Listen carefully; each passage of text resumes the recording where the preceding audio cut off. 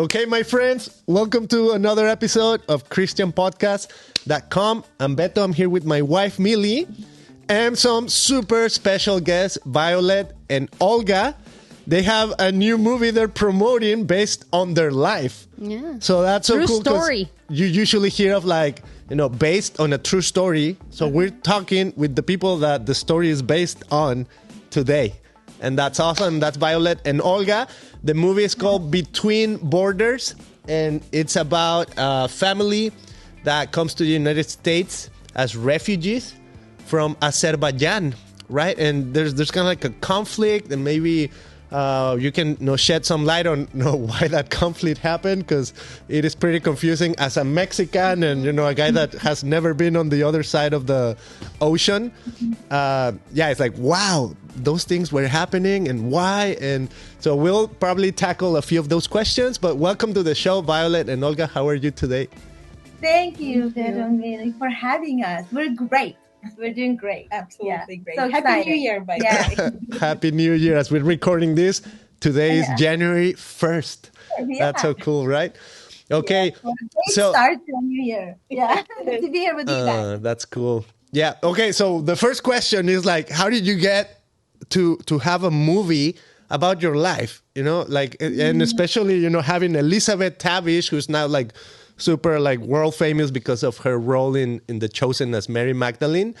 And she plays the mom, right? She plays Violet. So, that's so special. Just tell us about a little bit of the movie connection. How did your story come into the big screen, basically? Yeah.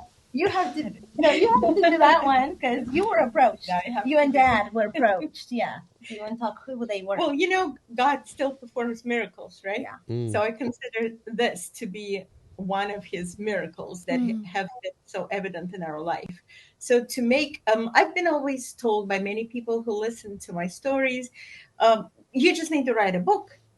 It's worth of a good book. You have to. So many people told me, and I tried. Honestly, I tried, but still staring at an empty page, which is not a good feeling. Mm-hmm. So I've never done anything like that. And after so many years, the missionary who started the Church of the Nazarene in Russia, in Volgograd, where we lived, and they came to Russia in the beginning of 19th when the Iron Curtain fell, and they started the Church of the Nazarene in Volgograd.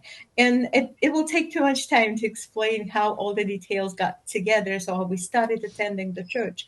But if you want to know how it came to the movie fruition, that's where it all started, from a brave family of missionaries with 4 children, small children, who came to a strange unknown country of Russia and started their ministry because God called them to do that. And because of them, we were saved. We became Christians. We started serving the Lord together with them.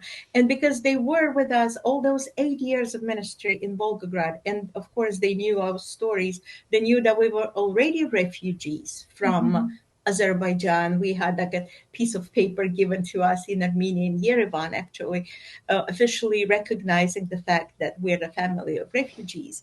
And they've also known our story, and they've known us, and we started serving together. So that's why when we finally ended up in the United States and got asylum in the United States from Russia, not from Azerbaijan, because we've already been refugees from Azerbaijan. And then when we reconnected with the Norrises, the missionary family, that's how the idea, God always puts that idea in the heart. That's how Lani, one of those days, just said, how about we'll just make a movie based on your life story? Would you be willing to have this movie done? And of course, you get so many questions, a puzzled face, seriously? Can it even be happening? Because I've been dreaming of a book, not of a movie. And here you are. The movie actually is possible. And that's what God performed the miracle. That's about how it came to the movie production. As for Elizabeth Tabish, that was Isaac and Lani as well. Isaac is the producer of the movie, and Lani is his father, is the missionary. So they reached out to Liz Tabish. I think that was one of the Christian festivals. And Liz read the script, and she cried, and she said yes. Wow. And so when we got that yes from her, the group didn't have much time. They needed to do it because Liz had a window, that window almost for a month. And that's why, it was so quickly put together, beautifully put together. And Liz is an amazing actor, an amazing woman. She's wonderful. And she also has Armenian heritage. Yes, Part of she her does. is she Wow. happened. I think she So is that was Armenian. just a perfect. I mean, she saw herself in the story too, and her relatives and her, heritage. So all of it was just a beautiful combination, beautiful timing, and God ordained moment, really, when she read the script. So Wow. See, that's when the Bible said that God prepared the hearts. oh, that's good. Right. That's so true. Yeah, he Yes. knew it all before. Like, yeah, he already did. Yeah. That's awesome. That's so amazing. And I feel like right now, I almost feel like, because we watched the movie already, right, with Elizabeth. And I feel like, wow, she did a great job. Because as I'm talking to you, Violet, it's like, I feel like almost like I'm talking to her. That you guys are 'Cause related. I think she represented you so well, So, I mean, that's impressive. And I love how God works and the importance of telling these stories, right? And I was saying, before we started recording, like, I would love to get your input or your feedback on maybe why you came as refugees. We are immigrants. We are from Mexico. And I mean, we have our own story that we always share on our show. But to me, that's really impactful, when people come to America, especially with kind of like that sense of like, it's life or death for us, So why was that, for somebody from Mexico who is like Azerbaijan sounds so far, sounds like what was happening there? I have no idea. Can you maybe like share a little bit of light on the conflict itself that made you end up in America as a refugee? You have to go back to the why you left. Well, Yeah. yes, going back to why we left, because like you said, it was life or death when we left Azerbaijan, because there was an ethnic unrest between Armenian and Azerbaijan, which actually dates many, many, many, many years ago, back to 1915, when, there was a Armenian genocide, but still difficult to recognize for Turkey. But I'm not going to any political issues right here. I'm just saying that, may I quickly show you one photo? Can Yes. I bring a Yeah, photo sure. to show? What will it be? Very old photo that they've kept for years. Yeah. So for you to understand, this is the family of my great-grandfather, who was an Armenian priest. And there is one, another young lady, that's my grandmother who raised me in Azerbaijan. So that one. So they all had to flee in 1915 or 16 when the Turkish people invaded and started killing a lot of Armenians. And they had to run and come and settle in Baku. So many, many years later, we had to do the same thing, to run, to rescue our lives, to save the lives of our children. And that was like, they actually happened in the country that we used to love and to live and to love and raise our children. We never knew that we will experience that, but when it hits you, you have to do something. If you want to save your family, you have to abandon everything that you've already accumulated, just stuff, and leave to nowhere, seek another country to settle in. And so that route was not very straightforward and direct. We had to go through and try to live in Russia, then tried Armenia, tried Ukraine, from Ukraine back to Russia, and then from Russia, the United States.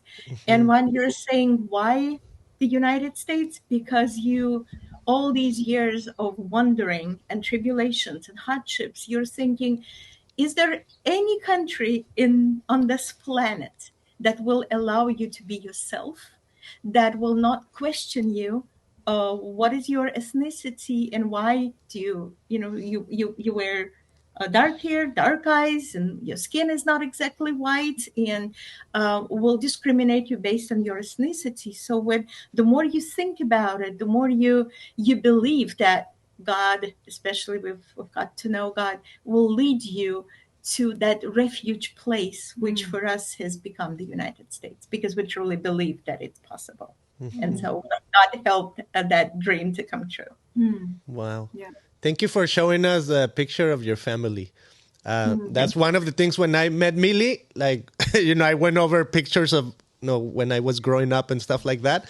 And it's very meaningful because, like Millie was saying before we started recording too, we are, as Mexicans, like we're all about family, right? Yeah. And that's how we connect. And I think, you bringing up that memory, it's so important, especially in America where, like, we're in 2025, right? We're so full into the next century that sometimes we live in the moment and the next, that we kind of forget where we come from, and we kind of forget, the people that have maybe sacrificed in order for us to be where we're at and things like that, right? So, I mean, that's super meaningful, that you look back at your family and what was happening in 1915, right? More than 100 years ago. That's so impactful. And Olga, I mean, how did you live that? Because were you the one always forgetting the monkey.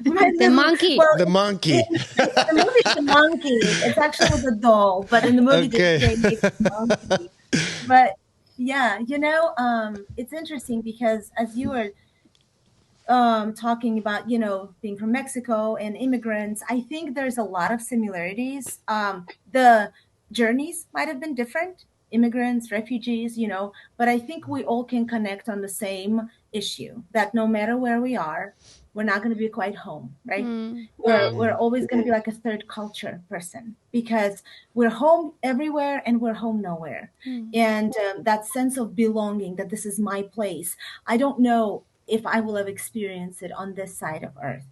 And I think it unifies a lot of us, even through the movie, that everyone can kind of see themselves in the movie if you have gone or have family members have gone through immigration or being refugees. And talking about the family, I think the family also, like, the bonds are so strong, which is very important when you're being an immigrant, when you're a refugee, when you're kind of a guest in a country.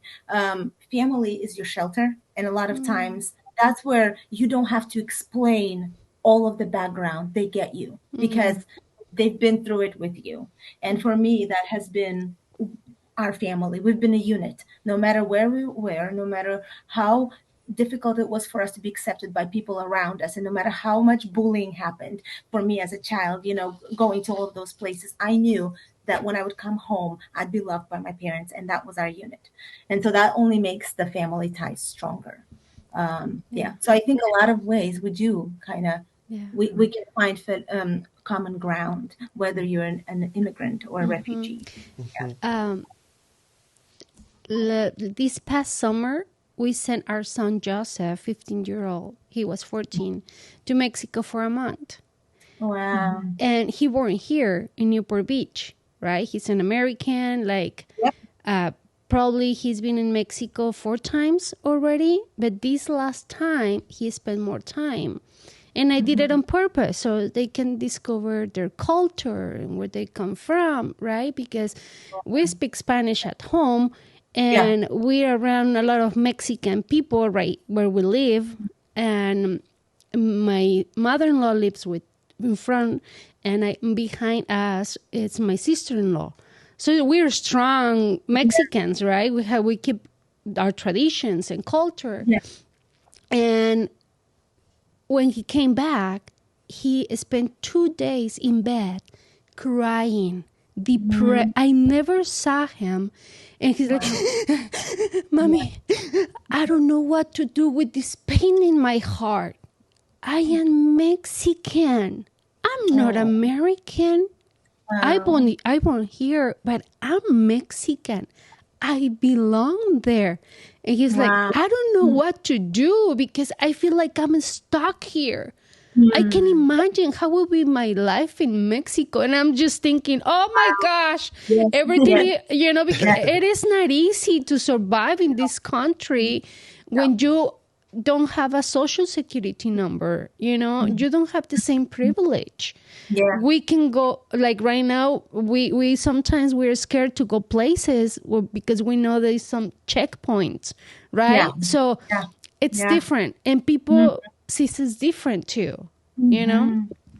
And but I know who I am in Jesus, and I'm overcoming all these bad thoughts, or if people treat me bad, I don't care, because my family, we are missionaries in this country. We can see the need of Jesus where we at. So for me, it's like, okay, I have my legal status because I know where I belong, right? And that get me secure, and I feel strong, and I just keep listening what God has for us. But I feel you, Olga, what you're saying, like, oh, it's so hard. Like, this child was born here. He never knew Mexico, and he's going back with my family and friends, and he's like, Mommy, you're not gonna believe, people are so friendly. Everybody's your friend. Grown-ups, little ones, your same age. It's so easy to make friends in Mexico. And here, it's not easy. He's, crying and crying because it's hard for him to build friendships here. Because, or they have their own friendships. Or you need to have money, status to hanging out with them. I don't know. It's weird. It's weird. Even, my kids, they weren't born in the U.S., but they've lived here for the past 6 years. And bringing lunch to school, I'm shy to bring my lunch to school. Why? Because the kids don't know what I'm eating, and they think it's gross. It's things that they don't know how to eat. They don't know what are you eating? Are you eating dirt? And it's because, people that are born here and grow up here and have their traditions, they have no idea how hard it is to fit in and be a part of any culture.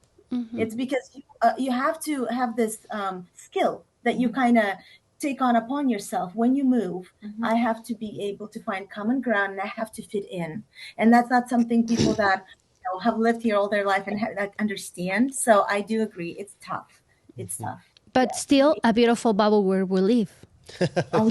Right? Yes. Like you say, it is like we love it. We love it. It's so much, it's freedom, and I feel safe. We never put lock on our door. My pastor was saying, like, I'm going to drop off Millie. Maybe she needs to have a key. And like, no, we never close our door. It's always open. We only close it when we sleep. Well, that's the only time. Because our family lives around. So I leave the door open in case they need something. Or I need them to go and take out my dog, That's right. But we went for 4 days to Santa Cruz, and the door was open during 90 day, like. That's so wonderful, yes. Because it's so safe where we live, and it's a blessing. And our dog can just terminate anyone.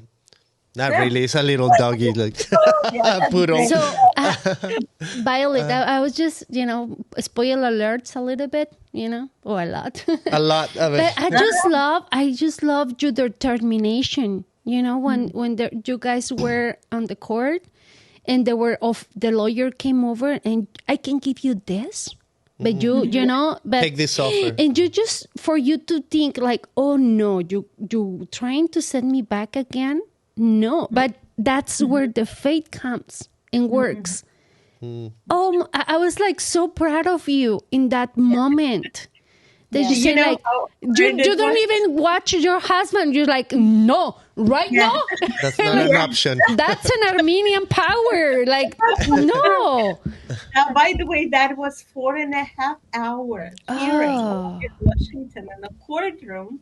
In 70 plus people from the South Charleston First Church of the Nazarene from here drove to be with us, to stand for us. And so because they all couldn't fit into the courtroom, because, the courtrooms are usually not that large, half of them were behind the doors praying. Oh, wow. Half of them were with us, and every seat was taken, and we were going through that hearing, and it's so well portrayed in the movie that when we came to the final point, when you have to hear the judge's decision, that was the most terrifying moment. But we prepared ourselves to any outcome. We said if denial, that means God wants us to go back and continue suffering, and that's needed for something else. But if he grants us asylum, we will be so grateful and blessed, so we can continue serving him here. And my husband likes when I'm telling the story about the last minute, when actually the lawyer was so well spoken and so well articulated, and literally she brought the whole list of points, bullet points, saying safe, safe to go back to Russia. No fear. You cannot stay here. You have to go back. And then that was her final word. And then our attorney was given a chance, but unfortunately, he could not defend us. He could not bring any statement and argument against what she said. And we're sitting in our seats knowing it's done. We're going back home. And so the judge stood up and he said, well, thank you very much. The lawyer, you've done a tremendous job. You've proved probably everything that you've known. And he kept bragging about her. So that's literally what I did. I closed my ears and I buried my head down in between my knees, because I didn't want to hear that saying denial. And then the judge continued, and at the moment he paused and he said, but. When he said but, I went up my Unplug. Unplugged, and I'm looking at him and he says, but asylum granted. And when he said asylum granted, the church people didn't care where they were. They were up on their feet, saying hallelujah. And it was such a beautiful praise noise in the courtroom, praising God for the miracle. And the judge allowed it to happen. He was proudly watching and enjoying, the vibes of it. But of course, the lawyer didn't like that. And she said, I will appeal the judge's decision. Wow. Wow. And the judge's response was, you're welcome. You have 30 days. Oh, my God. That was personal. Yes. Wow. And the judge said, my decision is final. I'm saying asylum granted. And so, of course, then he left, and we kept, we came to the lawyer. I hugged her. And I said, well, thank you. You're such a professional. You've done a wonderful job. And the church people came and hugged her, and maybe that melted her heart. Wow. She never appealed. Wow. And so that was, that's how it all ended. And that was all God's work. It's like God's love. Yes. Like, you're showing the love where it's unexpected. Yeah. Yeah. Wow. What an incredible story. And I also love kind of like spoiler alert, like Millie said, the journey to faith as well, right? Because I think at the beginning you said, I come from communism and then end up in Russia. And then, there's a few like really harsh treatments that we see in the movie, and I don't want to spoil them, but it's like, wow, like you went through that. And you might see some in the trailer, right? The trailer of the movie. Yeah. And and then you end up in America, but not also just in America. You also end up in a community of faith, and now with a different set of values for yourself and for your family, right? Faith and belief in God and everything that comes with that, right? The joy, maybe hope, peace, like all these things. So maybe just my final question before we talk about like where people can see the movie would be that, what was it like for you to come to encounter maybe Jesus or Christ or God in this journey? That's good. Well, I got saved on my physical birthday. It was a group of missionaries in the church in Volgograd, that there was a special message. And of course, there was always a call to accept Jesus. I remember that I didn't even hesitate for a second. I was just right there. And I still remember beautiful green eyes of the lady, Beverly, her name was, that she was so happy for me. She hugged and we both cried. And of course, I can't say that there was like this click, you have to start not only putting your heart, but your mind as well, and discipline and self-control and all the fruit of the spirits to be able to mature and grow. But because our missionaries, and Lanyanor is the one who, started the movie, because they trusted us so much that all of us, we were serving. We started immediately serving God and in doing a lot of events, outreach events, to be able to bring people to Christ. I think one of the most powerful things that you're not saying is when she was a Communist Party leader. She wasn't just a part of a communist. She was a Communist Party leader. One of her at school, one of her tasks was kind of for the Easter and Christmas to stand in front of the doors of churches and prevent kids from coming in, because as a duty of a communist to make sure that there's lies being told, you're not going to come in. And when she became a Christ follower, and she still taught English as a second language in Russian schools in Volgograd, she started bringing kids to church now, and she was fired from her job in Russia because she converted the whole classroom of girls to come to Christ. I mean, it's a whole like a turnaround of my mom, and I've seen my mom before Christ, and I've seen her after Christ. So and powerful. Yeah, you're a leader no matter what. Just who's your boss, right? Yes, crazy. That's so good. That's really good. But I've seen my mom, and the strength that is in the movie is exactly what I've witnessed in her my whole life. So it's true. Yeah. Wow. Amazing. Okay, so let's wrap it up with that. It's a great movie, Between Borders. What are you most excited about, maybe as people go watch it? When, where, how, like all the details about this movie. So it is it's about 1,000 movie theaters all over the US, and if you go to betweenborders.com, there's a list you can find if it's in your area, in your city, and it is only 3 days, January 26, 27, 28. So you got to get your tickets and then after that it's going to be able to be streamed, I think, on Angel's platform, but we don't know when. We don't know exactly when, so catch it in those 3 days. And I'm just excited, I think, for people to see the movie and maybe to give voice to those that are not able to speak, to be heard. It's the refugees, it's the immigrants, it's people that are often overlooked. I hope that this movie gives voice to those that can't speak up for themselves. And I also hope that what people see in the movie and through the movie, that the only difference that made it for my family through all of our tribulations was Jesus. If Jesus was not there, I don't know where we'd be right now. So it is all Jesus, and it's all community. And absolutely community, which is the church, which is his hands and feet. Absolutely, yes. What about you? Yes, you agree. You agree. Of course, I think alike. That gives me so much hope. Thank you so much. We still on the process.